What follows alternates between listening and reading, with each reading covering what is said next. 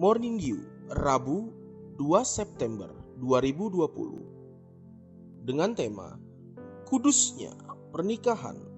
Shalom, selamat pagi.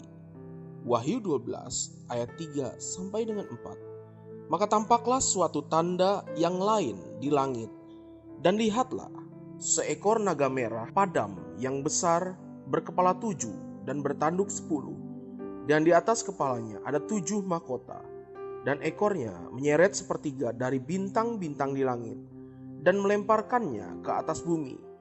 Dan naga itu berdiri di hadapan perempuan yang hendak melahirkan itu untuk menelan anaknya, segera sesudah perempuan itu melahirkannya.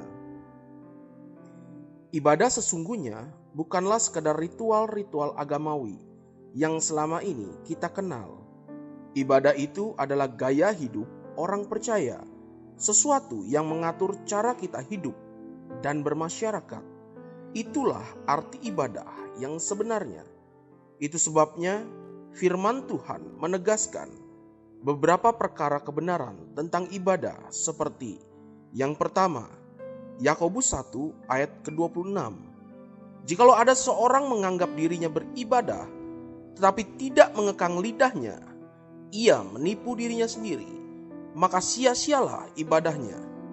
Ibadah adalah penguasaan diri, terutama penguasaan akan lidah kita sendiri. Kedua, Roma 12 ayat pertama. Karena itu, saudara-saudara, demi kemurahan Allah, aku menasihatkan kamu, supaya kamu mempersembahkan tubuhmu sebagai persembahan yang hidup, yang kudus, dan yang berkenan kepada Allah. Itu adalah ibadahmu yang sejati.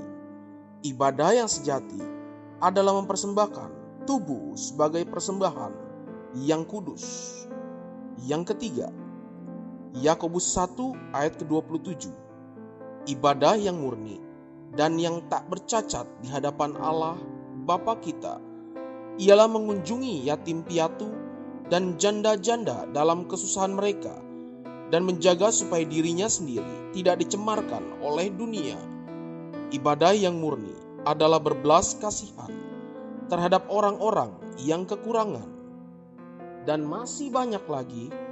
Dan apabila kita memperhatikan semua itu, kita akan dapat menarik sebuah kesimpulan bahwa yang firman Tuhan tekankan tentang ibadah adalah sebuah gaya hidup orang percaya, bukan sekedar bergereja saja. Secara sederhana, ada dua area yang saya temukan paling sering dibicarakan oleh firman Tuhan tentang gaya hidup orang percaya yang sangat perlu untuk kita perhatikan. Pertama adalah area keuangan.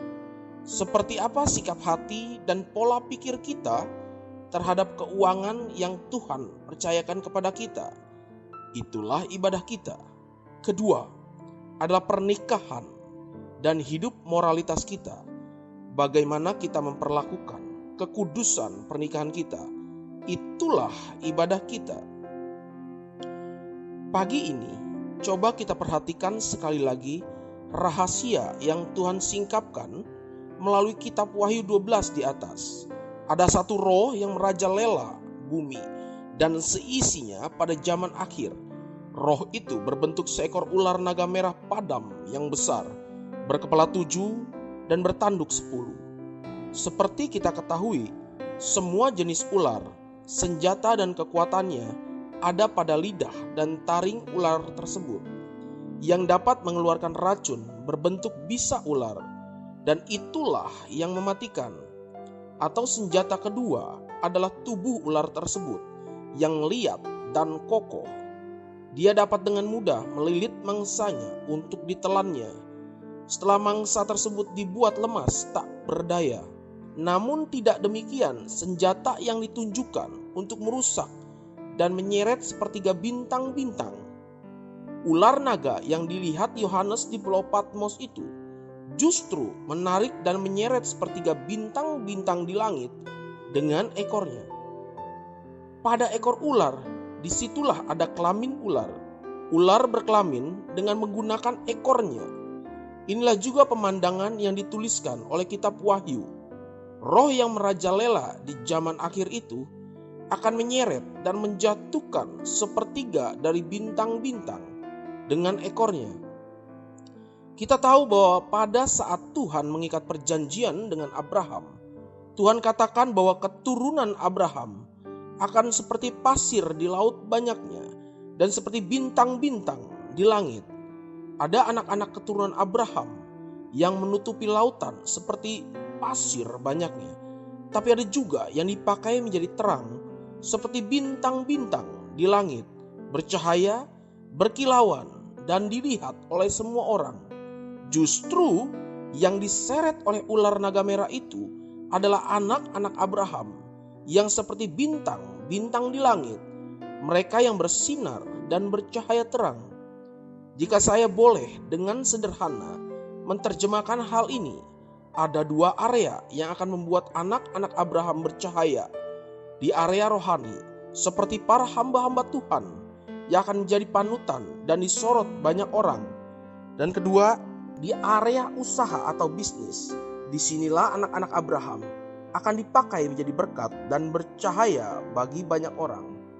Dua golongan anak-anak Abraham inilah yang menjadi target utama dari ular naga yang akan menyeret dan menarik jatuh sepertiga dari bintang-bintang itu, yaitu bukan dengan taringnya yang mengandung bisa ular, atau juga bukan dengan lilitan tubuhnya yang akan melemaskan mangsanya, tapi dengan alat kelaminnya untuk menjerat dan menyeret sepertiga dari mereka yang bersinar terang. Saudaraku, berhati-hatilah dengan senjata iblis ini.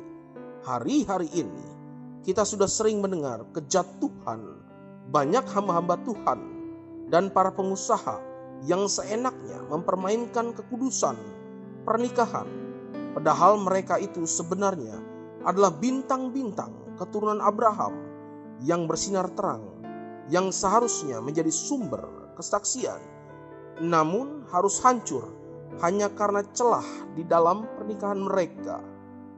Mari kita berdoa. Bapakku yang baik, kuduskan aku seluruhnya, agar tubuhku aku persembahkan sebagai persembahan yang hidup dan kudus di hadapan-Mu. Kuasai hati dan pikiranku dengan kekudusan-Mu, agar aku selalu berkenan kepadamu. Amin. Jesus loves you and so do I.